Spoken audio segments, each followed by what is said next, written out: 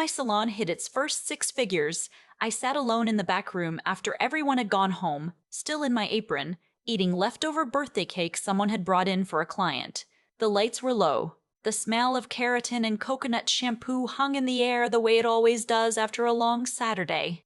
I looked at the booking software on the iPad, fully booked through the next 3 weeks, and I cried.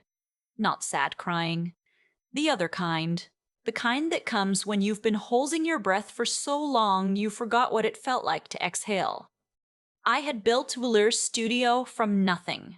Literally nothing. A $12,000 SBA microloan, a secondhand shampoo bowl I found on Facebook Marketplace, and a lease on a 900 square foot space in a strip mall between a dry cleaner and a Vietnamese sandwich shop. I was 28.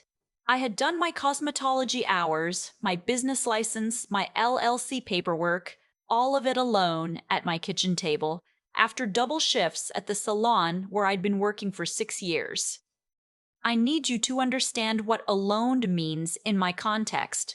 It doesn't mean without friends, it means without family. And that had not always been the case. 3 years earlier, my family had decided I didn't exist. It didn't happen all at once. These things rarely do. It started with my brother, the younger one, the one my parents had always treated like he was made of something more fragile and more precious than the rest of us. His name isn't important. What matters is that at 24, he had an idea. A dropshipping business. He'd watched too many YouTube videos about passive income and convinced himself he was 6 months from a yacht. He needed startup capital. He asked my parents. They didn't have it, so they came to me. I was 25 at the time. I had been saving for 3 years, every birthday check, every overtime shift, every freelance blowout I did on weekends out of my apartment. I had $14,000 in a high-yield savings account. My parents knew about it because I had made the mistake of being proud of it once at Thanksgiving, mentioning it like an achievement. That was the year it became a target.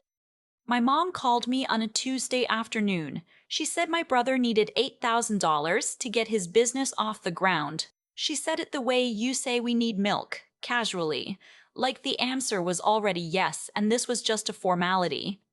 I said no. Not because I didn't love my brother. I said no because I knew what his track record looked like. The car he'd crashed at 19 and our parents covered. The credit card debt they paid when he was 21. The semester of college he quietly dropped out of without telling anyone until the tuition bill came. There was a pattern, and I wasn't going to be the next entry in it. My mom was quiet for a long time on the phone. Then she said, "You know, not everyone has to be so calculating about family." I told her I loved her and that my answer was still no. That was March. By June, my brother wasn't speaking to me. By August, my parents had stopped calling. By the following February, when I didn't get so much as a text on my birthday, I understood that this wasn't a rough patch. This was a verdict. They had chosen sides, and I wasn't on the winning one. I won't pretend it didn't break something in me. It did. There were nights in that first year where I sat in the parking lot of a Walgreens and cried on the phone with my best friend because I just needed someone to talk to and I didn't know who else to call. There were holidays that felt like open wounds dressed up in tinsel. I sent my mom a Christmas card. I don't know if she opened it. But I kept working. I kept saving. And when I turned 28 and the opportunity came up on that strip mall space, I signed the lease before I could talk myself out of it. Velour Studio opened 11 months later. I hired 2 stylists, then a third. Within 18 months, we were booked out 2 weeks in advance. Within 2 years, I had moved into a bigger unit in the same strip mall, took over the empty space next door when it came available, knocked out the wall, added 4 more stations and a blowout bar. I had done it, without a single dollar from my family, without a single word of encouragement from them either. And that was the life I was living on the Thursday morning when my father walked through my front door. I almost didn't recognize him at first. It had been 3 years. He'd lost weight. The gray at his temples had spread. He was wearing a jacket I didn't recognize, holding a manila folder, and he was standing at my reception desk talking to my front desk coordinator like he was someone who had an appointment. She caught my eye from across the room. We had a look for situations that needed handling, a slight widening of the eyes, and I knew immediately that something was wrong. I came out from the color room where I'd been doing a root touch-up. I told my client I'd be right back. I walked to the front, and I looked at my father and I said, "Dad." Just that, one word. He looked at me the same way I'd looked at him, like he was adjusting to the fact that time had actually passed. Then he straightened up and he said, "We need to talk." I said, "I'm with a client." He said, "This won't take long." I want to tell you that I felt something warm in that moment. Some flicker of hope that this was the version where he came to apologize, where he had finally understood something. But I had spent 3 years learning not to assume. So I kept my face neutral and I said, "Give me 20 minutes. I finished my client's roots. I got her under the dryer. I washed my hands, took a breath, and walked out to the small consultation area near the front window where my father was sitting in one of the ivory linen chairs we'd gotten from a boutique hotel that was remodeling. My mother was there too. I hadn't noticed her at first. She'd been sitting by the window looking out at the parking lot, and she turned when I walked over. She looked tired. Not the regular kind of tired. The kind that means something has been going wrong for a while. I sat across from them. I didn't hug them. I didn't offer coffee. I folded my hands in my lap and I waited. My father opened the manila folder. Inside was a document, several pages, printed and stapled. He slid it across the low table toward me and said, "Your brother is in trouble." I didn't touch the papers. I said, "What kind of trouble?" He said the drop-shipping business had collapsed about 8 months after it launched. That wasn't a surprise. What was a surprise was what came next. My brother, apparently, had taken out a personal loan to fund the inventory after the first few months went badly. He had borrowed $22,000 from an online lender. He'd missed payments. The account had gone to collections. And now, my father said this part slowly, like he was building to something, the collections agency had started calling the house. I said, "That sounds like his problem to fix." My mother made a sound, not quite a word, something between a sigh and a flinch. My father said, "It became our problem when he used your grandfather's property as collateral without telling us." I stared at him. My grandfather had left a small piece of land in eastern Tennessee to my parents when he passed. It wasn't worth a fortune, maybe $60,000 at current market rates, possibly more if it was ever developed. It was the only real asset my parents had outside of the equity in their house. My father said my brother had forged my mother's signature on a document to use the property as collateral. He hadn't even used his own name correctly on parts of the paperwork. The lender had flagged it, the whole thing had gotten legally complicated, and now there was an attorney involved and mounting fees and the very real possibility that my parents' credit was going to be affected by something they hadn't consented to. I sat with that for a moment. Then I said, "Dad, I'm sorry that happened, but I don't understand why you're here." My father tapped the folder. He said, "We need $15,000 to retain the attorney and cover the outstanding balance before the property gets tied up in a lien." The room felt very quiet. I said, "And you want me to give you that money?" He said, "We want you to invest. The salon is doing well." He looked around at the stations, the plants in the window, the backlit mirror with the logo I'd designed with a freelancer off Fiverr at 2 in the morning 3 years ago. He said, "We thought a 15% stake would be a fair exchange." I looked at my father. I looked at my mother who was studying her hands. I said, "You want 15% of my business." He said, "It's fair. We're family."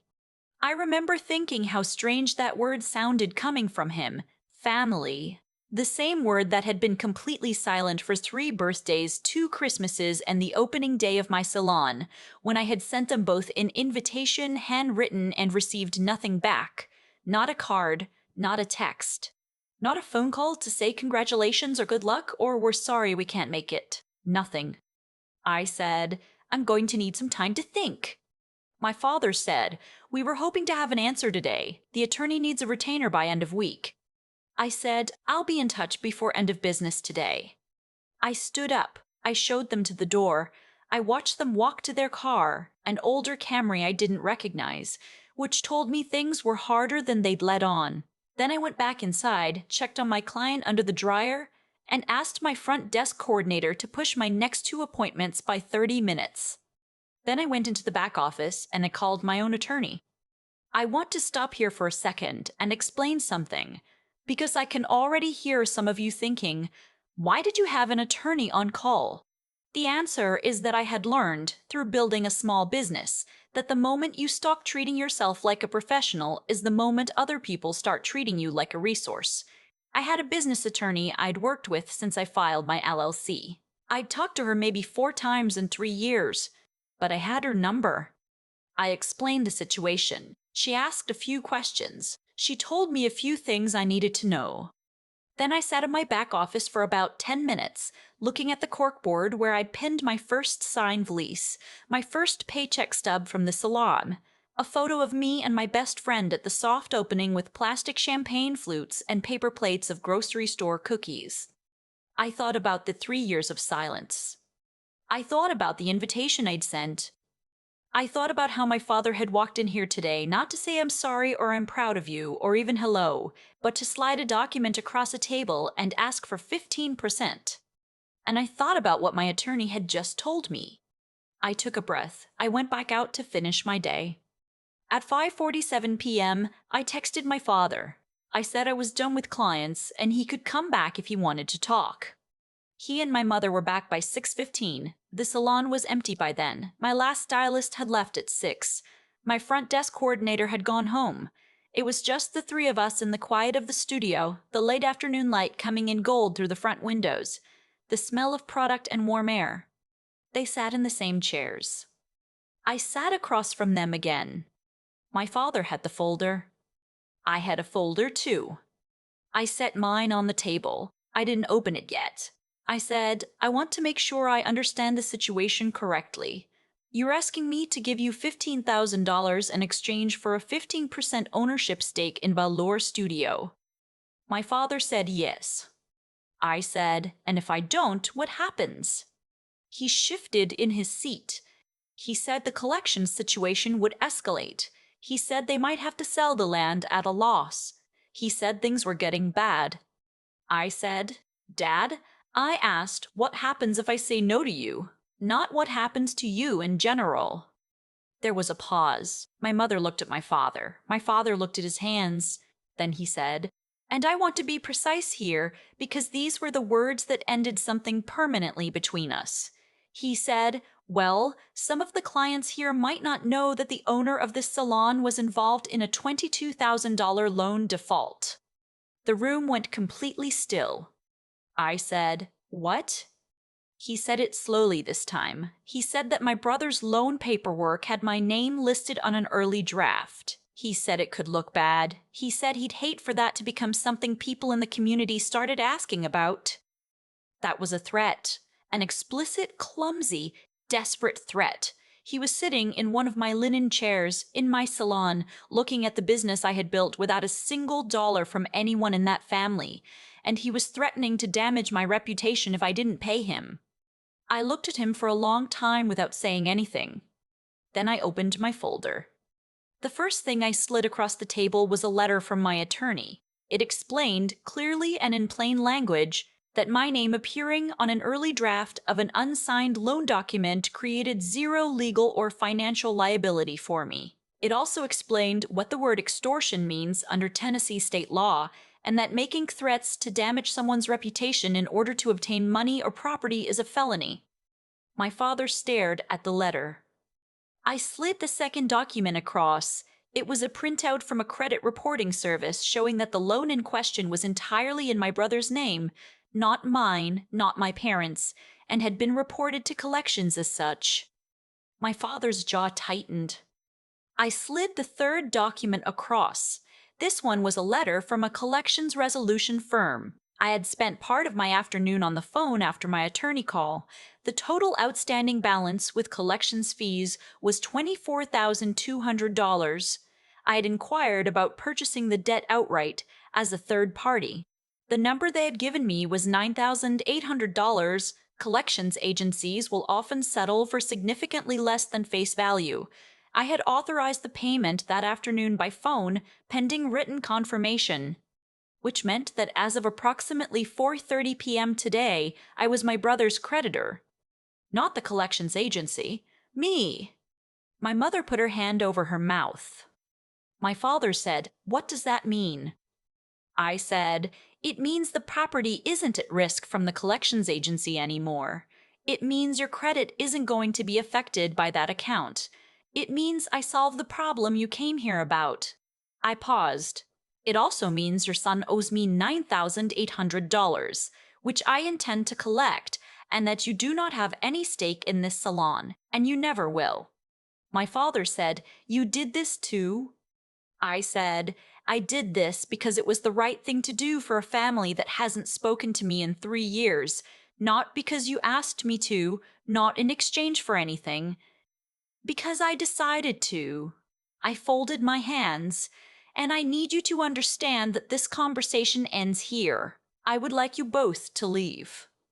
My mother started crying, the quiet kind, not dramatic, just tears running down her face while she stared at the table. I wanted to go to her. Part of me, the part that is still, somewhere underneath everything, a daughter, wanted to sit next to her and tell her it was going to be okay. But I had learned something in 3 years of silence. Wanting to fix other people's pain is not the same as being responsible for it. My father stood. He started to say something. I don't remember what it was because I stood at the same time and said, "I'd like you to leave now, please. The salon is closed."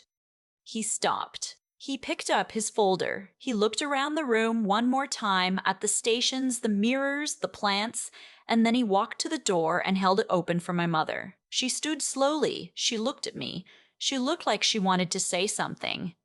She didn't. The door closed behind them. I stood alone in the middle of the salon. The sunlight was almost gone.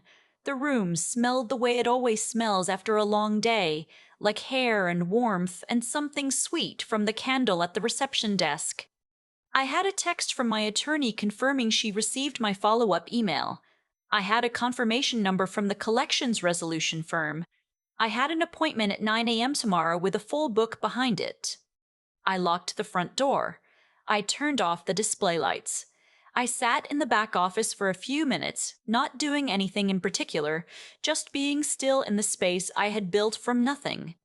My phone buzzed. It was my father's number. I looked at the notification preview for a moment, long enough to see it started with the word "how," and then I set the phone face down on the desk. A few weeks later, I had my attorney send my brother a formal demand letter for the $9,800 with a structured repayment schedule. He called me once after that. I let it go to voicemail. His message was about 3 minutes of explanations I had already heard in one form or another my entire life. I didn't call back. I blocked the number on a Tuesday afternoon, between a balayage appointment and a bridal trial. My 10 a.m. client wanted a lived-in blonde, and we spent about 40 minutes talking about her wedding venue and whether garden roses or peonies photograph better against an ivory dress. It was exactly the kind of ordinary, good-natured conversation I had spent years building a life around. Afterward, I stood at the shampoo bowl, rinsing her hair, warm water, the sound of music from the small speaker on the counter, the Tuesday afternoon sun coming in through the window. And I thought about how strange it is. The way you can grieve something for years, and then one day realize the grief has been slowly replaced, so gradually you almost didn't notice, by something you built yourself. I had built this, chair by chair, client by client, early morning and late night and every uncertain day in between. And it was mine, all of it, every single square foot. I've thought a lot about what I would have done if I hadn't been ready. If I hadn't called my attorney that afternoon. If I hadn't spent 3 years learning how money works, how debt works, how the law works, just quietly, on my own, because no one was going to teach me. If I had walked out to those linen chairs with nothing but my feelings. I think about that version of the afternoon and I know exactly how it ends.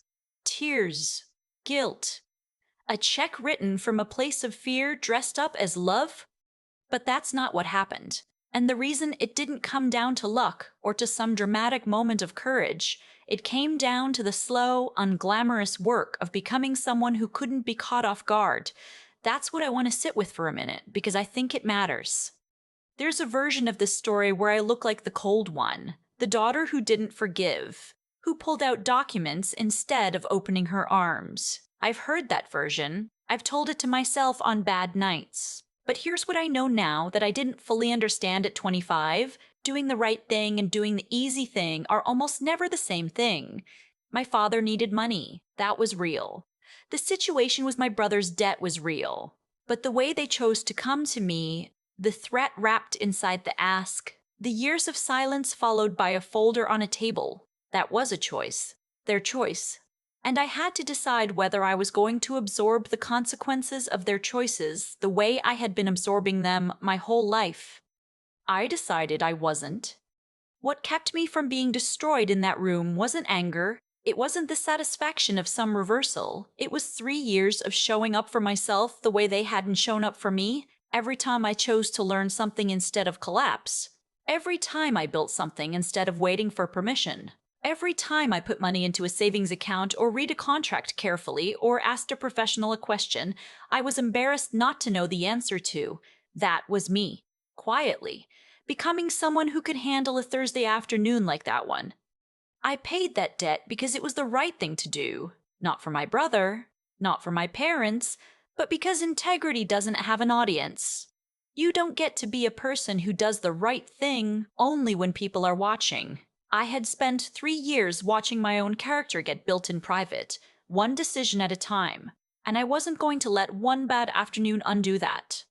But I also drew the line, clearly, without apology. That's the thing nobody tells you about strength. It doesn't look like a fist. It looks like a folder on a table. It looks like a calm voice. It looks like knowing exactly what you're worth before someone else tries to tell you.